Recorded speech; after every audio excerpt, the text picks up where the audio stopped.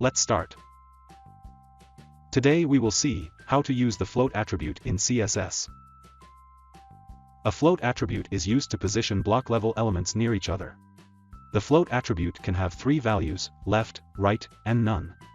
The none value is the default one. Let's see the code. In the body tag, we have an image tag. And then we have some text in a paragraph tag. Let's run this code in a browser.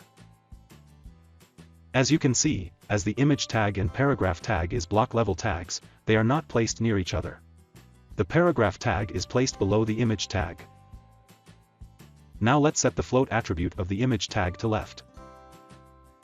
Let's run this code in a browser. As you can see, the image is now placed to the left of the paragraph tag. Let's change the float attribute to right. Let's run this code in a browser.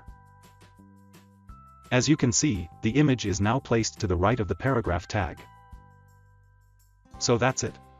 That's how you can use the float attribute to place HTML elements near each other using CSS.